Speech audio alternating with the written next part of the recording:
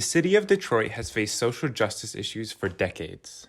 One of the forms social justice can take is environmental justice. Dr. Robert Bullard, who largely established the field of environmental justice, defines environmental justice as the principles that all communities are entitled to equal protection, access, and enforcement of a healthy environment. Environmental injustice is very prevalent in Detroit, especially due to the city's background in racial discrimination. In the 1930s, in an effort to ease the financial burden of the Great Depression, the Federal Home Owners Loan Corporation, or HOLC, was created to expand home buying opportunities. The HOLC gave out over 1 million loans to families across the United States, including Detroit. Banks and mortgage lenders determined who would receive loans based on the neighborhood grades provided by the HOLC. Racial and ethnic identity and class of residence contributed as the basis of a neighborhood's grade results. You can see the grading system here, where grade A areas are mostly wealthy and white areas, while grade D areas have, quote, detrimental influences from an undesirable population. This is an example of the HOLC's analysis and description of low-grade neighborhoods. The HOLC gave areas the lowest grade due to unreliable class of tenants, Negro streets, Negro low-cost housing, infiltration of Jews and Negroes, and heavy concentration of low-grade aliens.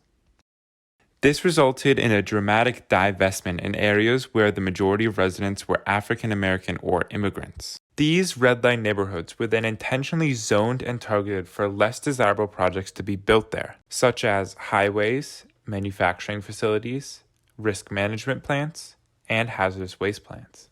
The legacies of these discriminatory practices are still present in Detroit today. Historically red-line neighborhoods now have a higher percentage of impervious surfaces such as asphalt, concrete, and almost half the tree cover of non-red-line neighborhoods. Trees reflect and lower heat, while impervious surfaces absorb and radiate the heat that hits them. When an area has high levels of impervious surfaces and low level of tree canopy, heat islands can form.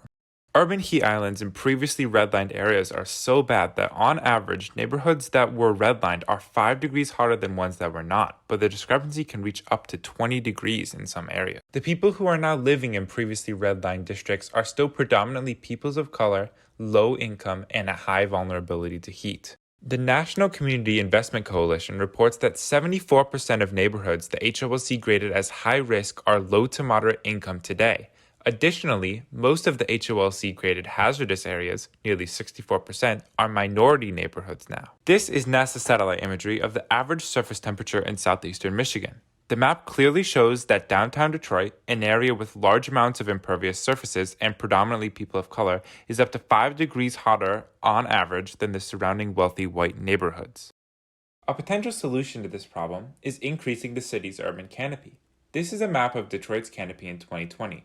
The city's area is about 24% green canopy, far below the American Forest recommendation of 40%. Poorer areas that have barely any canopy at all must be targeted for foresting efforts. Nonprofit groups such as the Greening of Detroit, American Forests, and Detroit Future City have all planted tens of thousands of trees in Detroit. These groups have focused their efforts on planting trees beside sidewalks and the roads of poorer neighborhoods. While planting trees along sidewalks and roads is critical to improving environmental justice, the creation and restoration of large green parks is even better. Because of Detroit's previous financial problems, it has very few parks, and the ones it does have are often poorly maintained. While the average American city has 18% of its area dedicated towards parks, Detroit only has 6%. Parks and urban gardens are even better at reducing urban heat islands because as they are added, they also remove vast lots of impervious surfaces that were there before. To help address these concerns, the city of Detroit has implemented many policies in recent years. In 2017, the Office of Sustainability was created to lead the city's sustainability initiatives and create a healthy, green, vibrant, and accessible neighborhoods. Detroit has also begun construction on the Joe Louis Greenway, a 27.5-mile-long greenway for recreation and travel across the city. The greenway would connect 23, mostly low-income, neighborhoods all across the city. The chosen route heavily considers the housing gaps, economic barriers, and limitations of access to quality green space of the surrounding areas, so the greenway could maximize quality of life increases for Detroit residents. During an interview, Jack Akinlasotu, director of the Office of Sustainability for Detroit, spoke on what Detroit is doing to improve environmental justice, saying, "We are definitely trying to mitigate greenhouse gas emissions. We are doing a lot of projects trying to figure out how we can make our buildings more energy efficient. We have a big solar renewable energy project we are working on right now." The director also spoke on improving the lacking canopy coverage in Detroit, saying, "We just applied for a grant from the EPA to deploy more trees and more canopy throughout the city. It's definitely a big initiative." He also said that one of the city's main objectives is to follow the Paris Climate Accord, saying, "The mayor is committed to the Paris Climate Accord and trying to do whatever we can to help the city reach those goals." Detroit's work is not finished. If Detroit is to correct its past of environmental injustice and create an equitable and prosperous community, then it must continue and expand upon these initiatives for years to come in the hope of creating a better future for its residents.